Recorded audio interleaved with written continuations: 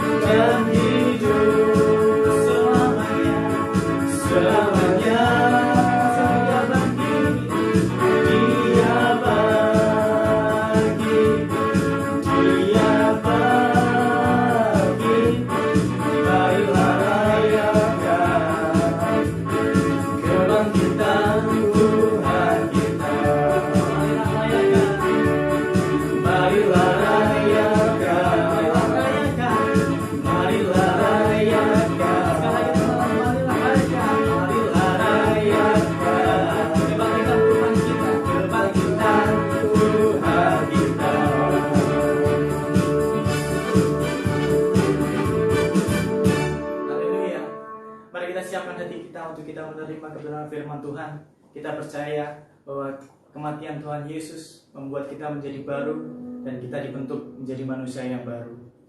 Karena salib-Mu, karena salib Tuhan yang telah menebus hidup kami. Terima kasih Tuhan Yesus, Engkau sungguh luar biasa bagi kehidupan kami. Haleluya.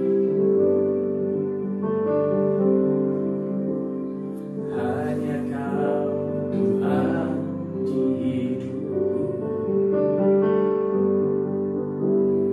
Kau berikan hidup yang baru.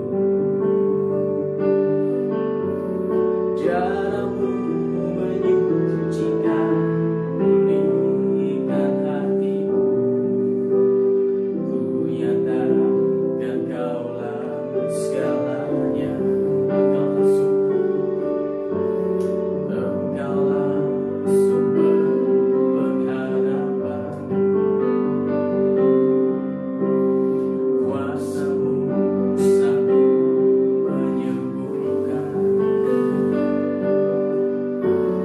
Jiwaku berserah hanya kepadamu. Yesus, Kaulah segalanya.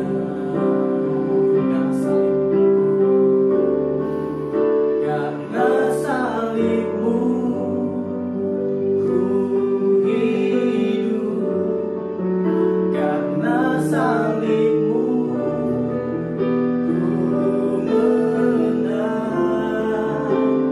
Engkau yang berkuasa, sanggup untuk melakukan mujizat-Mu. Karena salib-Mu ku hidup. Karena salib-Mu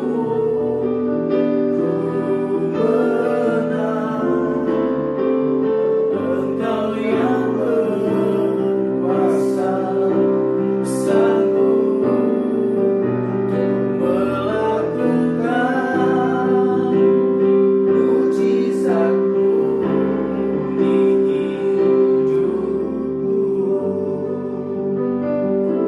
Engkaulah sumber pengharapan.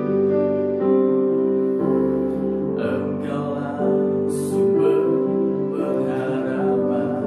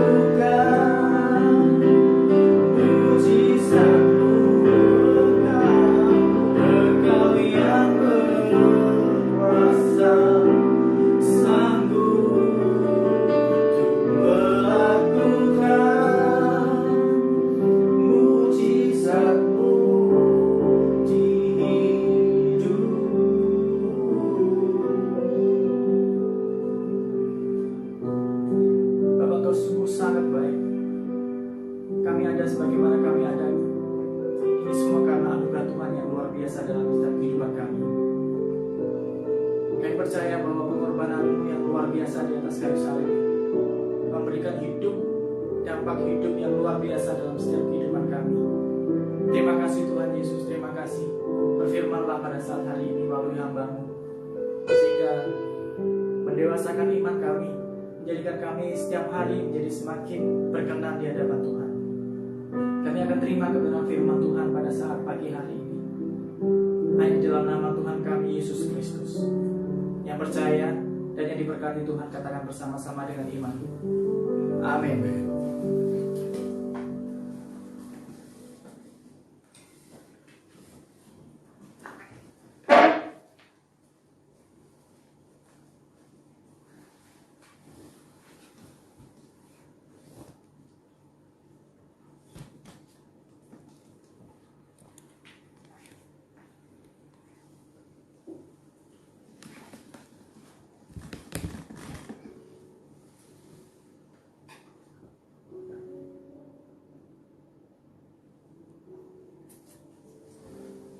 Shalom, selamat pagi jemaat Tuhan, jemaat yang diberkati oleh Tuhan, baik yang ada di tempat ini maupun yang ada di rumah masing-masing.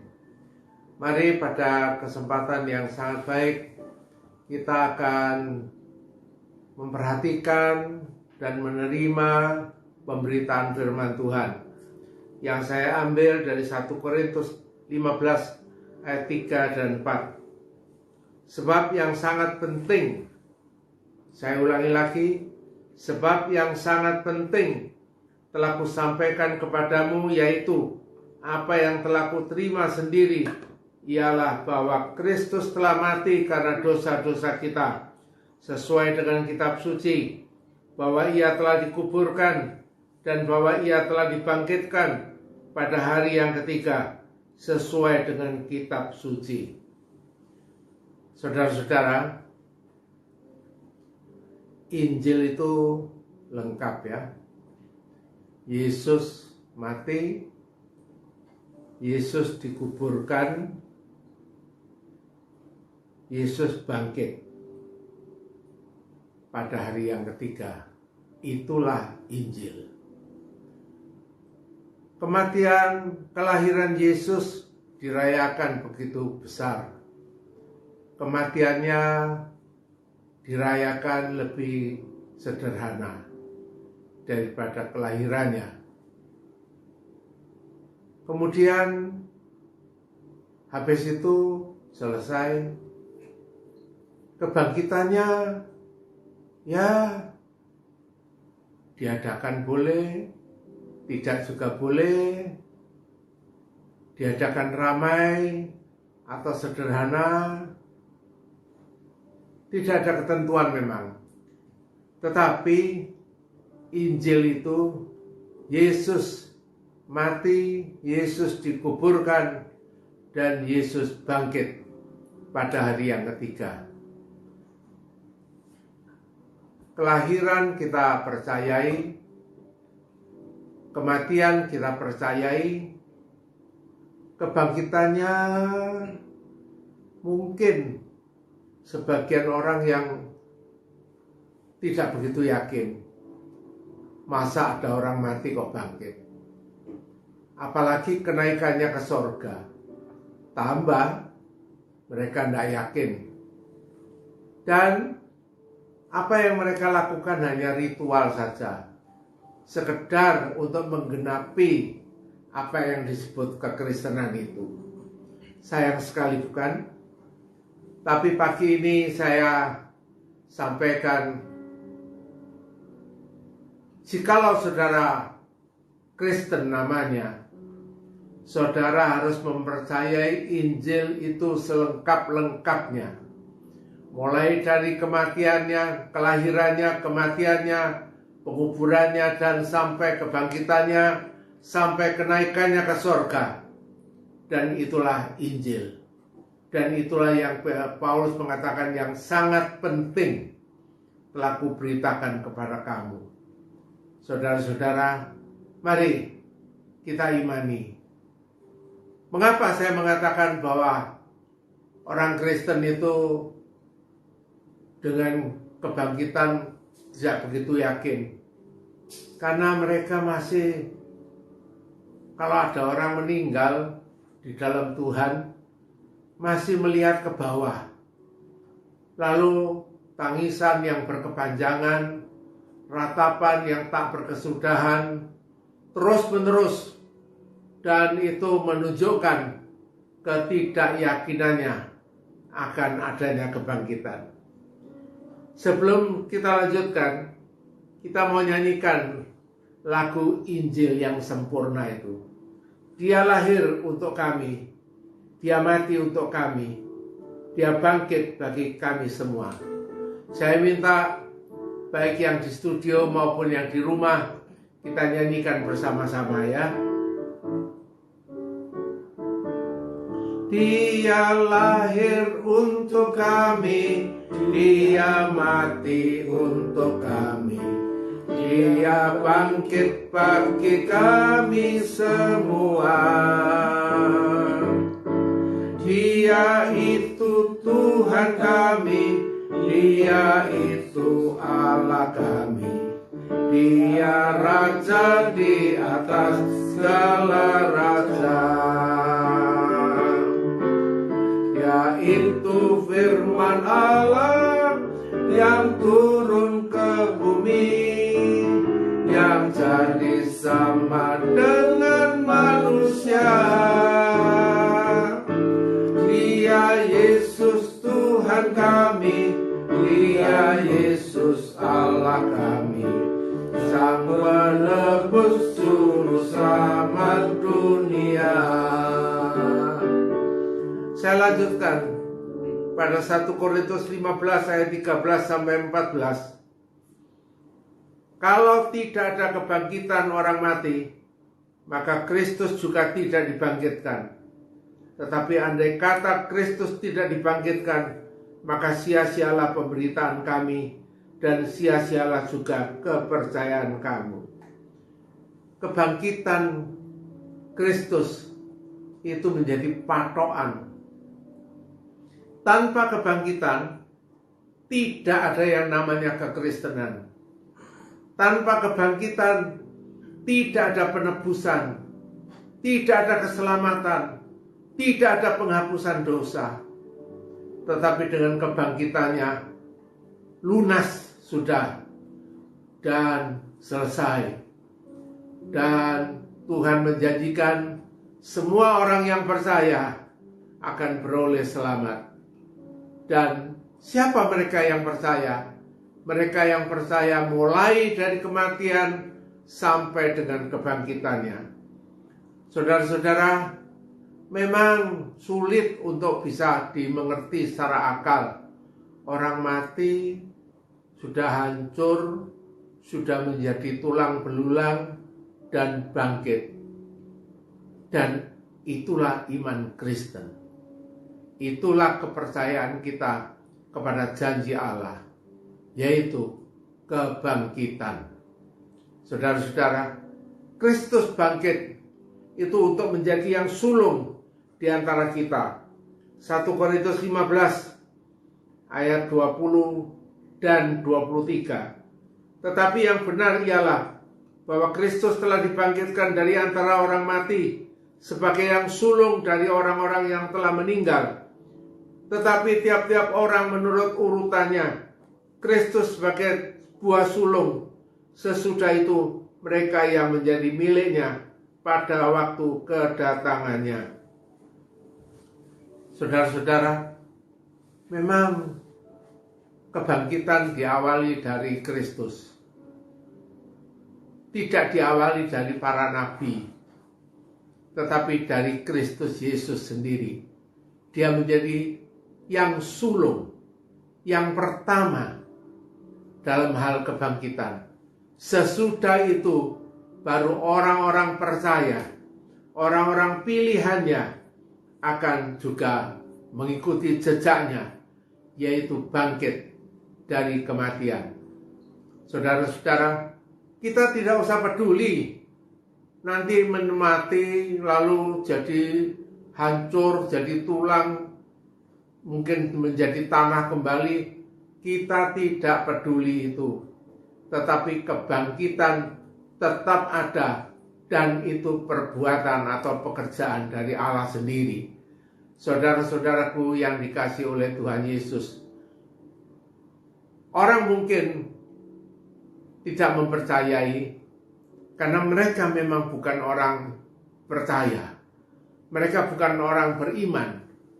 Tetapi orang yang beriman kepada Kristus yakin akan adanya kebangkitan itu.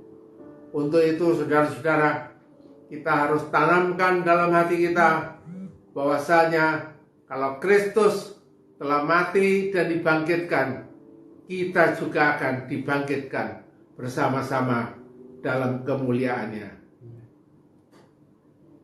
Saya lanjutkan pembacaan ini pada 1 Korintus pasal yang ke-15 ayat 35 sampai 36. Tetapi mungkin ada orang yang bertanya, bagaimanakah orang mati dibangkitkan? Dan dengan tubuh apakah mereka akan datang kembali? Hai orang bodoh, apa yang kau sendiri taburkan tidak akan tumbuh dan hidup kalau ia tidak mati dahulu.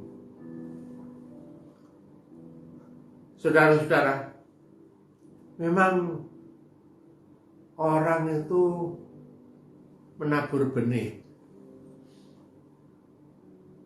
Dia menaburkan benih mangga. Bukan kemudian tumbuh benih-benih mangga, tetapi tumbuh pohon mangga. Beda yang ditaburkan, beda yang tumbuh. Saudara-saudaraku, kita imani bahwasanya kebangkitan orang mati itu dalam keadaan yang sangat berbeda dengan kematiannya. Saya lanjutkan pada 1 Korintus 15 ayat yang ke-47 sampai 48. Manusia pertama berasal dari debu tanah dan bersifat jasmani. Manusia kedua berasal dari sorga. Makhluk-makhluk alamiah sama dengan dia yang berasal dari debu tanah, dan makhluk-makhluk sorgawi sama dengan dia yang berasal dari sorga. Saudara-saudara, kita ini sekarang disebut sebagai makhluk-makhluk alamiah, makhluk-makhluk jasmania. Saudara, dan makhluk jasmani atau tubuh jasmani ini memang harus dibuang. Memang harus dibuang. Ya, orang sekarang sangat peduli dengan tubuh jasmania. Diopeni tenanan, ya, dikasih makan yang sebaik mungkin, ya, mungkin dengan make up supaya dia boleh mempertahankan kecantikannya, kegagahannya, tetapi ujungnya toh menjadi tanah, ujungnya toh menjadi rusak. Tetapi makhluk surgawi itu bersifat kekal. Untuk itu saudara-saudara, mari kita berjuang, bukan sekedar untuk mendapatkan kelanggengan tubuh jasmania kita, tetapi kita berjuang untuk mendapatkan kelanggengan tubuh rohania kita. Beda memang, sekali lagi sangat berbeda antara tubuh jasmani dan tubuh rohani itu. Bagaimana itu, Om? Kita tunggu sampai saatnya tiba. Kita akan mengalami satu pengalaman seperti yang Yesus alami. Waktu dia mati mungkin sangat hina,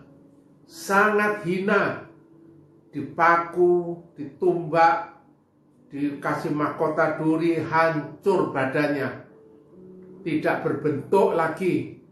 Tetapi ketika dia bangkit, dia bisa muncul sewaktu-waktu, dan dia bilang, aku ini bukan ghost, aku ini bukan roh, tetapi lihat tanganku, ya, cobalah tusukkan jarimu, pada tanganku, dan kamu akan melihat aku ini juga mempunyai tubuh jasmania yang mulia. Itulah tubuh kebangkitan.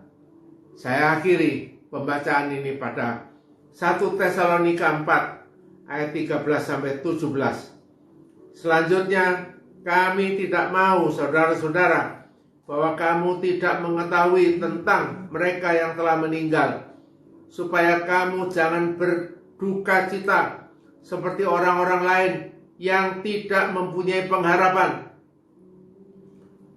Orang yang tak mempunyai pengharapan, dia sangat berduka. Tetapi orang yang berpengharapan, dia tidak larut dalam duka. Karena jikalau kita percaya bahwa Yesus telah mati dan telah bangkit, maka kita percaya juga bahwa mereka yang telah meninggal dalam Yesus akan dikumpulkan Allah bersama-sama dengan Dia. Dan kami katakan kepada kamu dengan firman Tuhan, kita yang hidup, yang masih tinggal sampai kedatangan Tuhan, sekali-kali tidak akan mendahului mereka yang telah meninggal. Sebab pada waktu tanda diberi, yaitu pada waktu penghulu malaikat berseru dan sangkakala Allah berbunyi, maka Tuhan sendiri akan turun dari sorga, dan mereka yang mati dalam Kristus akan lebih dahulu bangkit. Sesudah itu kita yang hidup, yang masih tinggal, akan diangkat bersama-sama dengan mereka dalam awan menyongsong Tuhan di angkasa. Demikianlah kita akan selama-lamanya bersama-sama dengan Tuhan. Di dalam sorga yang mempunyai tubuh jasmania dan mulia, sekarang ini hanya Tuhan Yesus. Tetapi nanti pada waktu kebangkitan orang mati, semua kita orang yang percaya, orang-orang pilihan Tuhan, orang-orang yang telah dimeteraikan menjadi milik Allah itu, dia akan mempunyai tubuh rohani, tubuh yang kekal sifatnya. Tidak lagi menjadi tua, tidak lagi menjadi rusak, tidak lagi berpenyakitan, tidak lagi menderita sengsara, tidak ada kelaparan, dan seterusnya. Tetapi dia akan hidup selama-lamanya di dalam kemuliaan. Luar biasa. Memang saya belum mengalami. Saya mengatakan ini bukan karena saya telah mengalami, tetapi saya meyakini firman Tuhan itu ya dan amin. Firman Tuhan itu benar adanya. Saudara-saudara, mari kita orang-orang yang percaya. Percayalah, bukan hanya Yesus lahir. Percayalah, bukan hanya Yesus mati di salib. Percayalah, bukan hanya Yesus dikuburkan. Percayalah juga bahwa Yesus telah bangkit dari antara orang mati, dan bahwa Ia telah naik ke sorga dalam kemuliaan yang tak tertandingi oleh apapun juga, yang tak tertandingi oleh siapapun juga. Saudara-saudara, Gereja Samawi memang meyakini hal ini. Tetapi apakah semua orang yang termasuk dalam anggota Gereja Samawi mempunyai keyakinan yang mendalam? Belum tentu. Karena kadang-kadang hanya bersifat kulit, hanya bersifat ritual. Tetapi kita orang-orang yang beriman kepada Kristus, kita yakin bahwa apa yang Yesus alami akan juga kita alami. Amin. Kita akan menyanyikan sebuah lagu, Waktu Bunyi Sangkakala.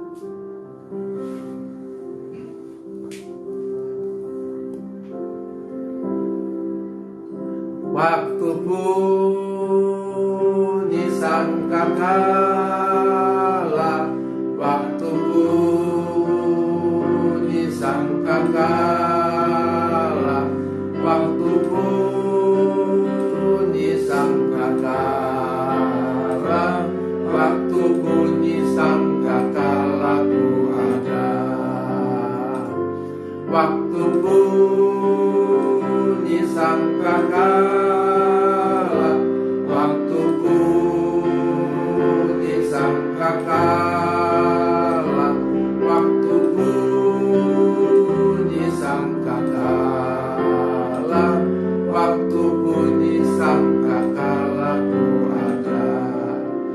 Mari kita berdoa.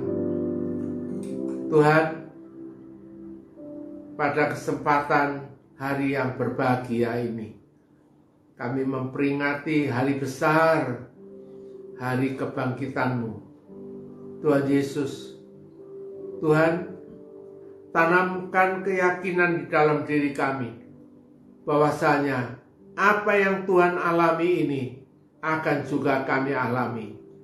Di dalam dunia kami menderita sengsara. Di dalam dunia kami menderita lapar. Di dalam dunia kami menderita penyakit. Di dalam dunia kami menderita bermacam-macam masalah. Tetapi Tuhan, saatnya tiba, kami akan tinggalkan manusia jasmania yang jelek, yang penuh dosa ini. Dan kami akan bersama-sama dengan Engkau dalam kemuliaan yang kekal, dalam tubuh kebangkitan. Terima kasih Tuhan, kami doakan untuk seluruh jemaat-Mu, baik yang hadir maupun yang ada di rumah masing-masing mengikuti acara ini. Berkatilah mereka ya Tuhan, supaya iman mereka bertumbuh di dalam Engkau. Tuhan, dan kami percaya, jikalau Engkau memberkati mereka secara rohani, Engkau juga pasti memberkati mereka secara jasmania. Terima kasih. Ini doa kami. Kami akan selesaikan seluruh rangkaian acara ini, dan kami peralaskan dalam nama Tuhan Yesus Kristus. Saudara-saudara yang dikasihi oleh Tuhan Yesus, kiranya anugerah Tuhan Yesus Kristus, kasih sayang Bapa di sorga, serta persekutuan di dalam Roh Kudus menyertai kita semuanya sekarang sampai selama-lamanya. Yang percaya dan yang diberkati Tuhan, serta yang siap memberkati orang lain, katakan bersama-sama dengan iman. Amin.